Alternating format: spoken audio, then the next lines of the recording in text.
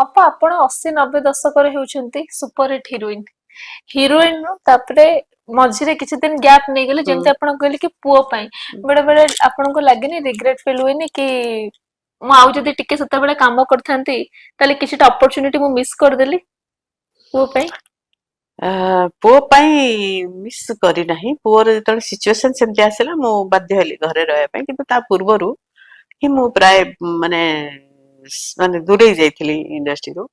ଇଣ୍ଡଷ୍ଟ୍ରିର ବହୁତ ପ୍ରକାର ମାନେ ମୁଁ ଅଲରେଡି କାମ କରିକି ମାନେ ଓଡିଶା ସରକାରଙ୍କ ଦ୍ଵାରା ପୁରସ୍କାର ଆଜ୍ଞା। ପାଇ ସାରିଲା ପରେ, best actress best heroine award ପାଇ ସାରିଲା ପରେ ହଠାତ୍ କରି ମାନେ ବିଭିନ୍ନ ପ୍ରକାର କଥା ଉଠିଲା ମୋ କମ୍ପ୍ଲେକ୍ସକୁ ନେଇକରି। ଆଉ ମୁଁ ଓଡିଆ କୁଆଡେ ଭଲସେ କହିପାରେ ନା, ଏମତି ସେମିତି ଅନେକ ପ୍ରକାର ସବୁ ହୁଁ କହିକି ହୁଁ ମୋ ହାତରୁ ବହୁତ ସୁନ୍ଦର ସୁନ୍ଦର ଅପରଚୁନିଟି ମାନେ ହାତରୁ ପଳେଇଲା। ଅନେକ ପ୍ରକାର ମାନେ ବାଧାବିଘ୍ନ ଯେମିତି ମତେ ତଳକୁ କରିଦବା ପାଇଁ ଆସିବାକୁ, ହଁ, ଆଜ୍ଞା। ମାନେ ଫେସ୍ କରିବାକୁ ପଡିଲା। ମୁଁ କରିଛି, ହିମ୍ମତର ସହିତ କରିଛି, ନିଜକୁ ବୁଝେଇଛି।